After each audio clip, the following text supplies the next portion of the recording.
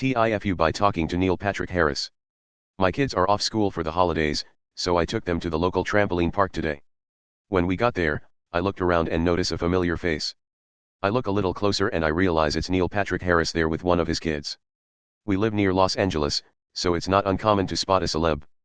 In fact, I've seen NPH out and about once before. I went over to him, excited to tell him how much our family recently enjoyed 8-Bit Christmas, good movie, BTW. Worth a watch for 80s/90s kids. Hey, are you Neil Patrick Harris? I ask. He smiles. No, but I get that a lot. I am an actor though. Me, disappointed and assuming he's in community theater or something. Oh really? What have you been in? Him politely, well, I've been Iceman in all of the X-Men movies. Immediately I realized that the reason he looked familiar was because he is Shawn Ashmore, https://en.wikipedia.org/wiki/Shawn_Ashmore. He does, indeed, play Iceman in the X-Men franchise and is also Lamplighter in The Boys.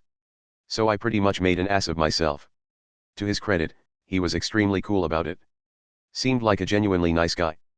But lesson learned, I probably won't try to talk to celebrities anymore. TLDR, I introduced myself to Neil Patrick Harris only to discover that it was, in fact, a different famous actor and I looked like an idiot. For years when I was younger, I thought NPH played Francis in Malcolm in the Middle. Dude looks nothing like Neil Patrick Harris. That guy does not look like Neil Patrick Harris. Even worse is that Shawn has an identical twin brother who is also an actor. So you could have messed up again saying something like, oh, now I recognize you. I loved you in Smallville. His brother played Jimmy Olsen. Honestly, I like Neil Patrick Harris, but I would rather meet Shawn Ashmore. Fucking hell dude, you met Lamplighter. That's awesome. TIFU by accidentally buying 2 Google Pixels and ended up getting my 15-year-old Google account permanently banned. So early Black Friday sales happened last month and I picked up a Google Pixel 7 since my previous phone was nearing 6 years old and starting to die every few hours. Due to some funky error, whether I accidentally put 2 phones in the cart, I don't know or remember. I ended up getting double charged and realized I got shipped 2 phones. I contacted Google support to start a return for a refund on one of them, and the first support person was great, up until the next dozen support staff throughout this stupid journey. Turns out that the package I shipped back to them never made it back. I spoke with support and I got the most generic responses ever from a person that doesn't speak English. Once they stopped making generic replies, it was quite evident. They escalated the problem to a supervisor. The supervisor told me that they would do an investigation, would take about a week. Beginning of this week, investigation ended. They say the package was indeed most likely lost, but the representative I spoke to said I could just charge back with my credit card. So I did. Today, my Google account was banned. 15 years of history gone. I went on the support chat for the umpteenth time and they told me because I did a chargeback, the rules are that my account will be banned. I asked why they suggest for me to do a chargeback, when they could have just refunded themselves, and they said the support I spoke to should never have suggested it, but rules are rules. Been trying to fight this but looks like Google support is utter trash. After looking online, it seems like this is their most stupidest policy, and it exists across most other platforms too. What a shit show. TLDR, bought 2 phones by accident, returned one of them, package was lost and a representative told me to do a chargeback if I wanted my money back. Did that, Google account got banned. I asked very politely to get it unbanned because it was their advice to do that. They told me to go £.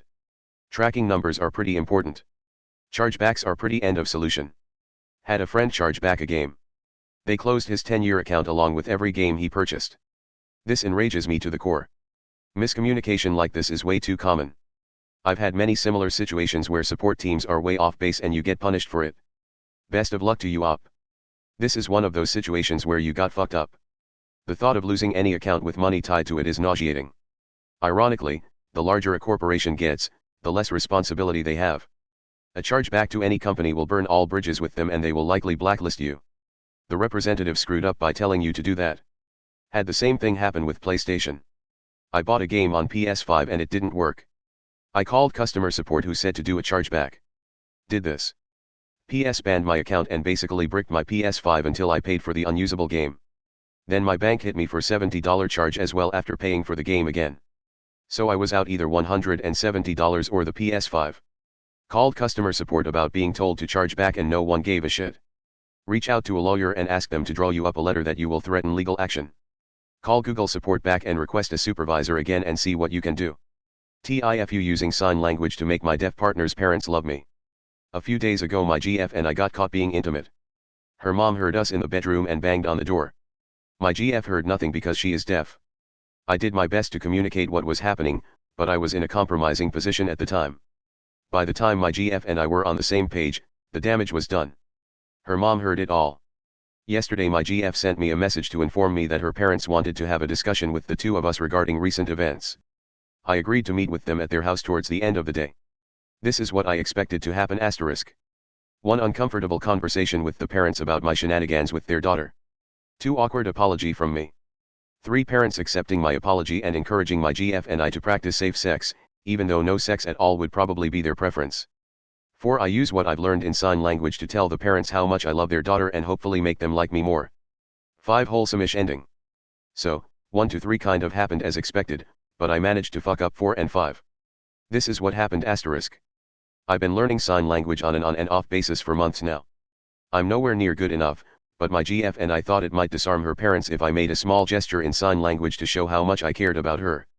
It sounded like an excellent suggestion on paper, but I was worried that I would fuck it up because my sign language skills kind of suck.